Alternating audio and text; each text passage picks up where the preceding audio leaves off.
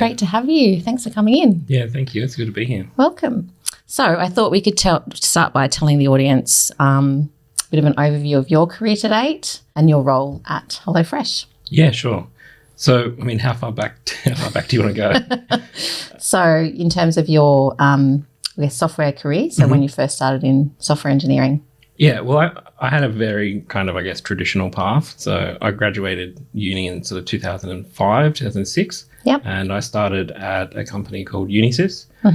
So a big sort of global consulting company. Yep, Unisys. Yeah, so I worked with them for a couple of years. And following that, I started working for a company called Scenic Tours. Okay, yeah. In Newcastle, which was nice because I was traveling to and from Sydney, and then it was nice to come to a Newcastle company for a little while. Yeah. And then, from there I kind of had a little bit of, I guess, time off working in companies, and I kind of had a little bit of time off tech in general. And then after maybe a year or so, I started my own kind of freelancing. That's right. I remember that. You were freelancing and doing your own sort of web development and software development for private clients. Yeah, that's right. And I did that for about 6 or 7 years. And then after having a couple of kids, I decided to get back into working. And I think that's when I first met you, wasn't it? I think we'd met before, but yeah, that was when you first started helping me. Working with you. And I got a job in a company in Sydney and worked there. So I've kind of worked in a whole bunch of different sized companies. From big corporates to startups and scale-ups and... Yeah. And then in 2018, I had a gig with a startup in Newcastle, Lift Tango. Yeah. And then worked with Pegasus for a bit as well. So, I've had a pretty vast array of experiences. Yeah. And now you're with HelloFresh, and they're obviously... I didn't realise when I first started speaking with them how big they are globally. Yeah. I've obviously tried their products. I had during the last lockdown, I had visions of teaching my children how to cook. So so I ordered some HelloFresh, and it's a great product. Yeah. So what attracted you to the role there when you first sort of joined? Yeah, well, it's kind of similar to when I finished at Scenic Tours and I had a little bit of time off. I almost was, in a similar spot where there'd been pandemic, I'd had some issues, there was a whole lot of things going on, and I was actually looking to take a little bit of a break. And so I did that for a couple of months, but then a person I'd worked with before reached out and said, oh, hey, we've got some roles at HelloFresh. And I initially was like, you know what, I'm just kind of relaxing at the moment, trying to kind of regroup a little bit. Yeah. But then they kind of presented a little bit more about what they were doing, about the product. I think we tried HelloFresh before as well, but I didn't really grasp similarly how large scale it is. Yeah. And food's always, I like food. And we all do, yep. Yeah. So when I kind of looked at it and I was like, wow, this is, this company's kind of delivering food to people. Like the idea that you can kind of work somewhere and help build things that's going to allow people to order food and have those kind of family experiences. That was really kind of attractive to me. Yeah. And I like the whole ethos around HelloFresh. It actually saves a lot of food wastage. Yeah. So I think that when I was having a chat to some of your team around, particularly your internal talent team, around sort of how much food waste you can actually save by ordering through HelloFresh is pretty impressive. Yeah. A lot of the times when you buy things, if you have a recipe book and it tells you what to buy, it'll have like, oh, you have to buy this bottle of sauce, or you have to have a particular sauce. And then you go and buy that bottle of sauce, and then you might eat the thing and you're like, oh, actually, that's not my favorite. But with HelloFresh, you'll get everything pre-portioned and you'll get little packets of all the flavors. Yeah. So you can try something, you don't waste anything. There's obviously some basics that you're probably going to have, like olive oil, vinegar, all your standard stuff. Yeah. But all those little kind of unique things they'll give you in pre-portioned things. So you end up wasting way less than you would otherwise. Yeah, it's amazing to think of it that way. There's obviously we're always trying to reduce packaging as well. So it's like a trade-off between not wanting the full packaging to be there. Yes. But then also not wanting the food wastage. Yeah. It's a hard trade-off to make. Yeah, cool. And so there's 22,000 people approximately globally, which I didn't know either. I didn't even, for some reason, I thought the company was Australian, but I didn't realise it was headquartered in Berlin. That's where it started. Yep. And that's where a lot of the core engineering team are. So the team that you work with in Australia, the engineering team, so there's 900 engineers. Yeah, I think so, yeah. Yeah, globally? Yeah, globally, yeah. And your team in Australia is more the sort of, I guess, the back-end engineering team. What do you call it internally? So the HelloFresh Australia actually kicked off about a year or two after HelloFresh globally. Right. So we're actually one of the longer-running markets. Right. We had very few people in the tech team. So maybe like 3 years ago, there might have been 6 people. They were just referred to as the ops tech team. Like they just helped out the operations for supply chain, just building bits and pieces here or there. And then a year or two ago, the HelloFresh global group marked a couple of different locations. One was Australia and one was North America as global tech hubs. Mm-hmm. So they would then contribute to some of the larger projects that were ongoing and, you know, kind of join in the sort of global engineering efforts. Yeah, okay. And I know that Australia is one of those test markets for when you're, particularly if you're designing a new system that's going to be used across all of the operations globally, you'll roll it out potentially in Australia first. Is that the case? Not quite. So like we will, we were building things specifically for Australia for a fair while. But with this sort of switch, some of our team are kind of working on local tools, local products as well. But some of our other teams are actually looking at rolling products out into global markets first. So it's not necessarily going to be always Australia or any particular market. There's just usually like some sort of readiness check. Yeah. Where some system will require certain things to be present. And if those markets have those things present, then we'll kind of target that market for the rollouts. Yeah, cool. And what can you talk to in terms of the growth of HelloFresh and the plans? Are you allowed to share any of the more exciting? I mean, I can share that we're kept quite well informed as a group. So our top level people will give us a lot of information. I'm not actually sure how much of it that I can share. Yeah, fair enough. I'll probably just are on the safe side. Yeah. But I mean, I guess as a proxy, like the AU tech team has grown from about 6 to 35 in the last 2 years. Yeah. So in terms of the trajectory, there's quite a lot going on. And I mean, as you said, HelloFresh was a bit of a winner in the pandemic. That being said, a lot of hard work had to be done to capture that opportunity. Yeah. And it could have kind of gone either way. And a lot of companies had the same opportunity and didn't necessarily grasp onto it. But HelloFresh was able to sort of keep up with demand and maintain a really good customer focused product. Yeah. And that kind of kept people coming back. Yeah, cool. And they've made a recent acquisition as well in the ready-made meal market, haven't they? Yeah. Well, they really kind of achieved their first mission, which was to become the #1 meal kit group globally. So HelloFresh is kind of there. And so the new shift is to kind of look at overall food solutions to some extent. Yep. So rather than just the dinner, what can we do for lunches or breakfasts or really kind of take on some of those new opportunities. And a lot of the feedback that we have is HelloFresh is amazing, but sometimes it would be nice to have something simple. Pre-made. Yeah. But also of high quality. So the acquisitions that HelloFresh has made of U-Foods and Factor in the US, those companies are also at the top of their respective markets as well. U-Foods, that's it. Yeah. So if you were to try a U-Foods product, it's almost, it's hard to tell that it's pre-made. Like wow. I wouldn't. I've tried a few now because I get them, and some nights it's easy to warm up for the kids. As well, and I've tried them. It? My son is a big fan. My daughter's picky on everything. So she actually ate one the other day. I was like, well, what are they doing that I can't do? This is amazing. But yeah, no, really, really good. So, and it's really still really fresh, and it's Yeah. I know that they pay attention to the nutrient quality of the that's food, right, and yeah. So there's alignment there between the two brands. Yeah.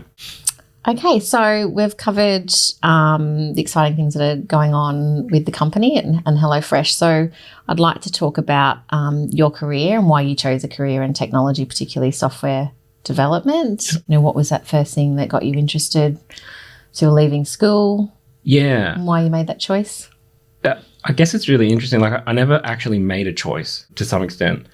I was just a kid who had a computer in the house, and I like playing computer games, and it's a pretty kind of common story. I then was lucky enough to have internet access in the sort of mid-90s, and I could visit websites, and then a lot of really interesting things were there where you could kind of create your own websites, and I just kind of learned how to look at the code behind the web pages and build my own web pages, and then learn a little bit about JavaScript and how that works, and then so I kind of just started doing curious. tech things. You were curious. And so when I finished school, it was a question of what do I want to do, and I mean, I didn't try and get into sort of any kind of computer science degree or anything like that. I started doing commerce. Okay.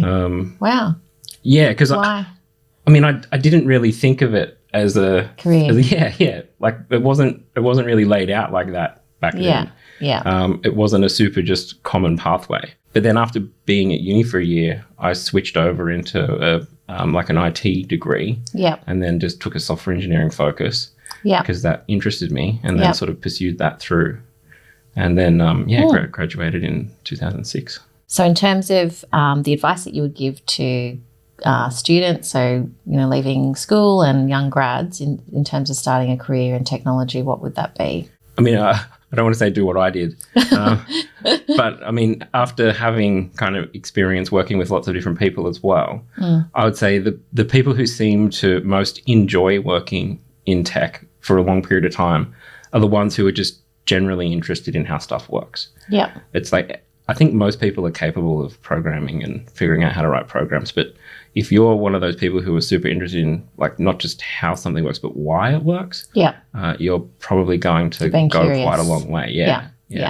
And so, I think I said to our whole group a couple of weeks ago, they were asking a similar question, and I just said, look, you just be curious about things. I noticed you mentioned, I saw that on LinkedIn the other day, you mentioned one of you've learned the most important attribute to have is curiosity. Yeah. And it's kind of like distinct from learning, because like learning, you can go and read a textbook, but you'll just kind of learn what's in that textbook, and then you can kind of regurgitate it back. But if you're curious, you'll read something in a textbook, and then you go, well, I don't understand that, and then you'll have to look that up, and then you go and read that, and then you can kind of like go off in different sort of threads of learning, and then come back and have a much more well-rounded understanding of something. And I guess for a software engineer who having that problem-solving mindset, you need to have a genuine level of curiosity to understand how businesses work. How systems work and how they're going to solve problems or create new products and new growth markets for a company, or just solve day-to-day business process problems. Yeah, that's right. And if you ask why, often a lot of people don't want to ask why. They feel like they're being kind of like almost rude silly, or something. Or rude or silly. But most people are super happy to tell you why something is the way it is. And like they've put a lot of effort into what they're doing. And so when you say, why is that? They've often got really, really good reasons. And even in just tech, and if you're a senior and you want to be participating in mentoring, it's fine to be able to say like, this is the way we should do something. But if a junior engineer asks why, you have to be able to kind of articulate that. Do you think that's like a confidence thing when people are starting out as well? And it starts in school, I think, because you don't want to ask questions in front of your peers in case you sound silly. And it's something that I've had to talk to my kids about over and over again. If they don't understand something, they come home frustrated, and I'm like, well, did you ask a teacher? No. Why? Because I didn't want to ask a question in front of my friends. So it's that whole fear, and then Yeah. it comes into the workforce, and then you're a junior engineer, and who are you to question or ask why for a senior software engineer? Yeah, and it's even to the point where if you're told that it's okay to ask why, most people don't believe you still. Like it's really interesting. I mean, I kind of counter that by saying, well, you either ask why now or you go away for 3 days pretending that you know what you're doing, and then you have to come back in 3 days and say like, oh, okay, I just need to know why this is happening, and then you're actually kind of done something that you could have probably done better. Because now that person's going to say, well, why didn't you just ask me 3 days ago? Yes, exactly. So that's probably a really good one for young students and grads to be comfortable asking questions and finding out why. And also, if you start a new role, just spend a lot of time sort of asking questions, because everybody wants to be productive. Everybody wants to contribute. Yeah. And the quicker you can just ask all of the questions and get to some sort of level of being however productive you want to be, the better you're going to feel. And the better your team's going to feel. Because, it's obvious, like when somebody new starts in a new team, there's going to be a downward sort of slope on productivity while they come up to speed. Always is, yep. And the quicker you can lift yourself up, the quicker you can help your team. Don't wait to be fed the information. Yeah. Especially when your team is already sitting there knowing that, you're new and you've just started. If you don't do it in that point in time, it's like, okay, after a while, it's like, okay, well, why are we still having this conversation? So it's just much easier to just go in and be curious, go through, ask all the questions, and then just keep learning as you go. And what about, is there any other advice you'd give to young software engineers starting their first software engineering role? That's really good advice in terms of taking accountability and responsibility for their learning and understanding. Is there any other advice that you would give them in terms of developing their business-facing skills or their technical skills? Yeah, just read a lot. Like read a lot of different ideas, read a lot of different things. Like, don't try and specialize too quickly. Ask for specific tasks. Yeah. If you're a front-end developer, maybe ask for some small back-end tasks as well, just to kind of get some idea of what the other people are working with and how they do their role. Yeah. Because it kind of lets you have sort of empathy. Yes. And when you're kind of thinking, oh, why can't this person just do this, and why it can't be that hard to do X, Y, Z? It's like, well, have you ever done that? Well, no. Okay, so just go and try. Just do one and see how it goes. Yeah. But yeah, try a lot of different things. Yeah, so that's a good one. Empathy, having empathy for the people in your team that are doing quite different work than you. In terms, and not specialising in a particular area is a good one, particularly in technologies, trying new different technologies, having side projects at home. Would you recommend? Yeah, that's one thing. So have a side project, but have a side project that you come back to every 3 months, and you either redo it or try and add a new thing to it. Okay. Because the thing that we do is we'll go and learn something and we'll build the demo app. Yeah. But building a new demo app for every new thing is always going to be easy. It's really tricky when you come back to something you've been building 6 months after you built it. It's like you'll look at that and you'll think, wow, who wrote this? Was it me? I can't believe I did that. That's not how I do it now. And then try and change it to how you would do it now, because it's those bits and pieces that get really hard. Building new things is quite simple. Keeping something running for a long period of time, that's really where you can kind of learn a lot about some of the more kind of subtle things to do with software development. Cool. And what do you think is one of the funniest or biggest mistakes you've made in your career? Okay, I mean, I have to think about that because there's so many. I've made all of them. Like, I mean, I made the mistake of not asking questions. I made the mistake of not asking why. I made the mistake of thinking that I knew everything and didn't need to learn anymore. Yeah. There's lots of different what do they call that? Unconscious competence, where you think you know everything. Yeah, Dunning-Kruger. Yeah. I was both Dunning and Kruger in this. Yeah. And it was just, and it really was just going away and looking at it and thinking, oh, I know how to do this, and then trying to do it and realizing, wait, actually, this is quite difficult. And going back and learning from the ground up again. Yeah. Probably one of the biggest mistakes I made though was kind of looking for a really good team and not trying to build a really good team or grow into a really good team. Okay. Always assuming that, oh, there's some team out there that's doing such amazing things. And, you can just join these teams and then all of the performance comes with it. But that's not how teams work at all. And so that's probably one of the things I would do differently. I would stay in certain places and try and grow into certain teams. To try and influence better outcomes for that team. Yeah. Well done that. Yeah. Yeah. I think most people have made all the mistakes. So.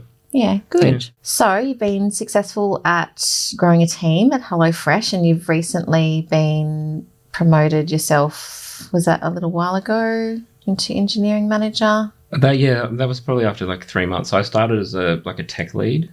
Right, you started as a tech lead, yep. The project that I was on had a couple of engineers on it and it was, easy enough for me to just take them on. Yep. So, switched up to an engineering manager at that point. Yeah, great. But, retained most of the sort of tech lead stuff as well. So in terms of your current team that you lead, what projects are you working on? Yeah, so I've got 6 engineers at the moment and we're working on, I guess you call it order processing. Mm-hmm. So converting the orders that are coming from the customer side and sort of feeding them into the supply chain across sort of various different domains. So kind of managing the data for customer orders through to procurement, through to forecasting, and through to fulfillment. Yeah. Great. So you got 6 engineers and growing. So so I had 9, but we split teams and we brought on another engineering manager, and so he's managing 3 of them. But they're also got another one starting soon, and we've got another couple of engineers starting. I think. At the end of September. So what can you tell us about the technology that you work with? Yep. So we have a awesome platform team and they've built out a lot of things that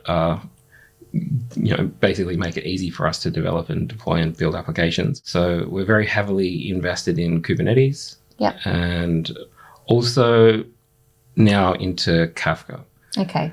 So there's somewhat of a push or an idea of teams sort of owning their own data and then integrating their applications through Kafka rather than sort of direct API calls. But there's still a mixture of both. Like some services have APIs, some are pushing data on a Kafka. But long-term plan is to sort of have teams building sort of discrete data products and sharing that across the organization in a distributed fashion. Yeah, great.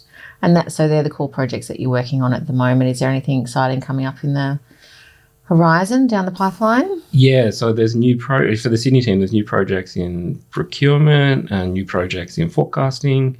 And then we've just launched a really interesting one to sort of have customers able to order their boxes later and get them sooner. And so there's multiple times you can order a week, more real time. Yeah, that's right, rather than just the one. Yep. And then we're going to bring on more of those days over the rest of this year. So, that's great. Yeah. So they can order at multiple points during the week. So I think it's at the moment you've got to order in before Tuesday or something to get them for the next week. Yeah. That's right. Yeah. We've got internal customers mainly. Yeah. So the warehouses and internal planners and things like that. So they're our primary customer. But all the projects that we do are still geared towards the end customer as well. Yeah. And so a lot of the optimizations we're doing through the internal customers that we're serving is in order to sort of improve the customer experience. Yeah, great. Yeah. And so in terms of building your team, what do you look for in new hires? The key thing that I would say to be successful in a role at HelloFresh is sort of self-motivation. There's a huge opportunity and huge respect for anybody to come in and sort of highlight areas for improvement, use data to show your case, and then you'll be given support to kind of advocate and push for that. That's kind of what we're looking for. Yeah.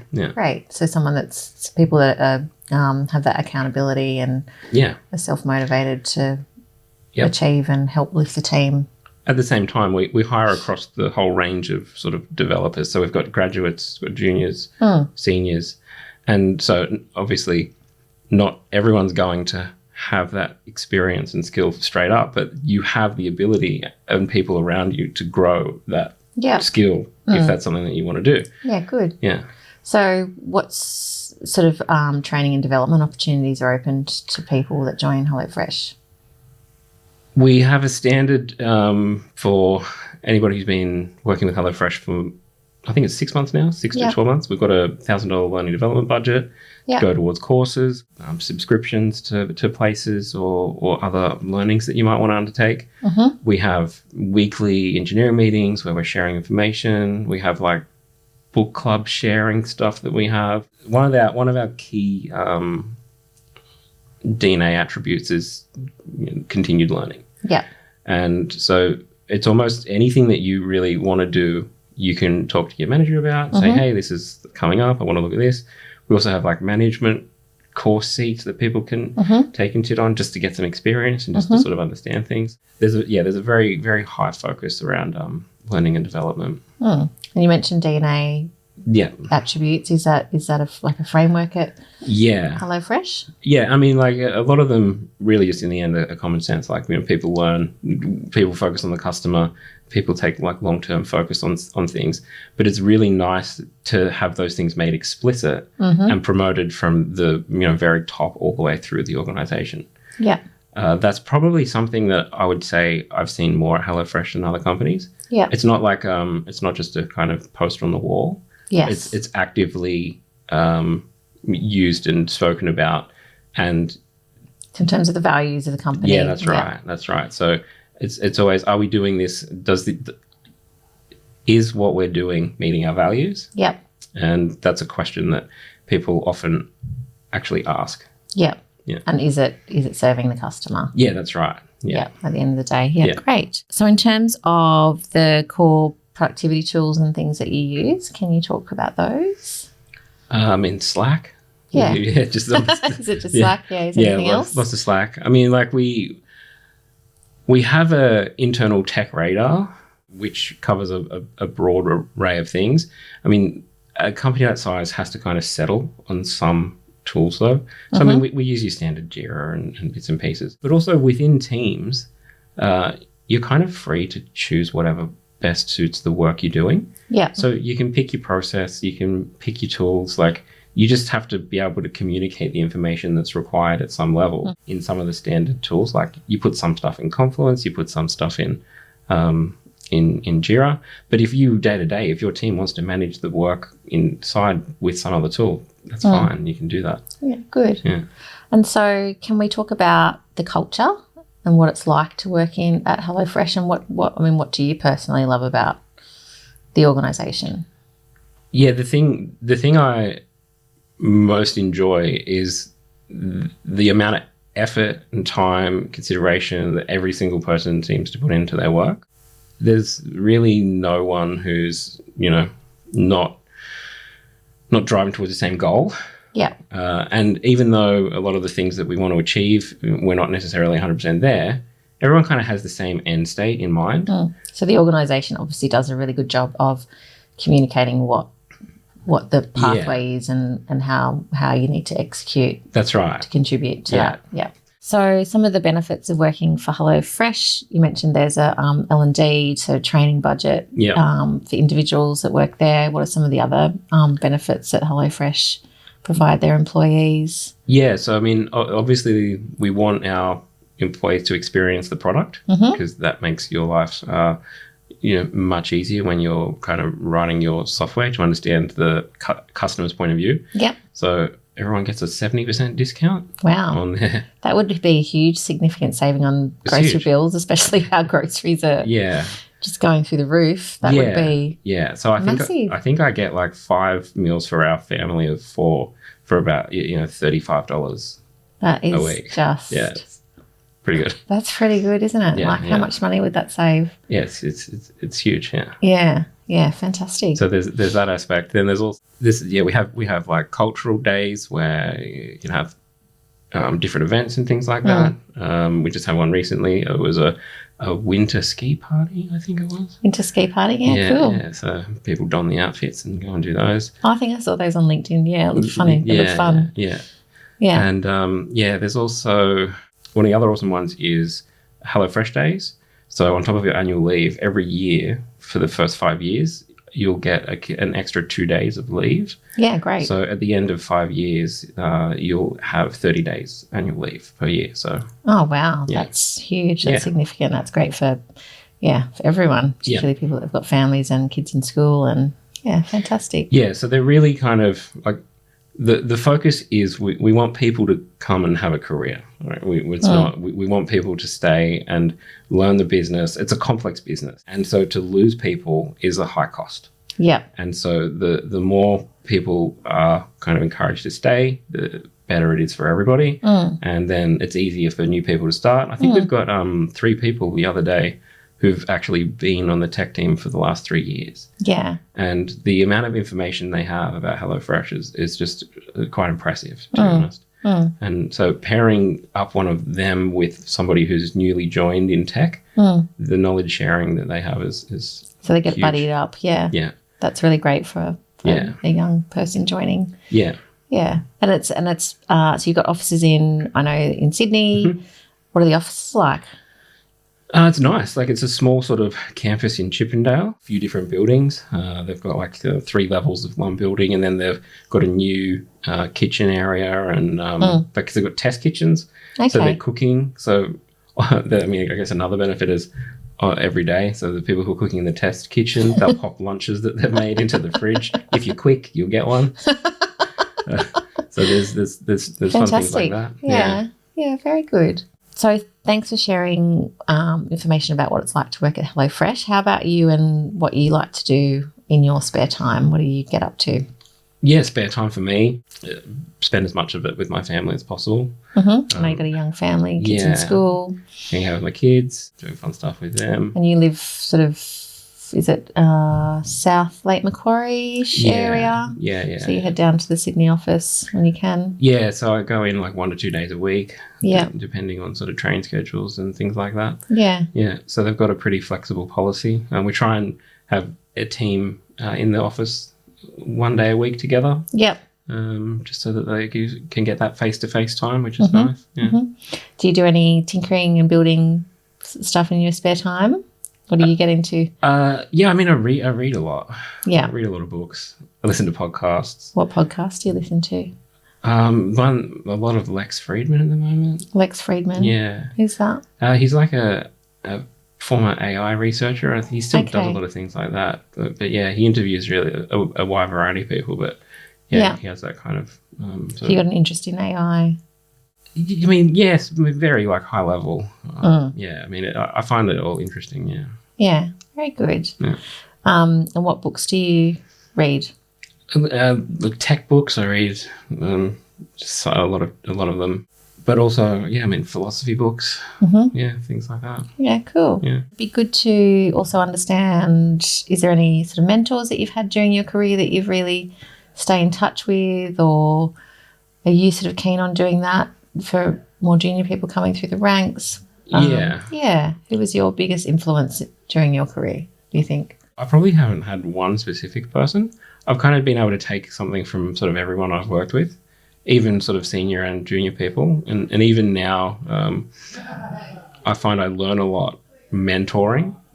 So actually, given that I was working on my own for 7 years as a freelancer, it was something that I thought kind of got lost when a lot of the agile processes came in. Yeah. Before that, it was very heavy focus on mentoring.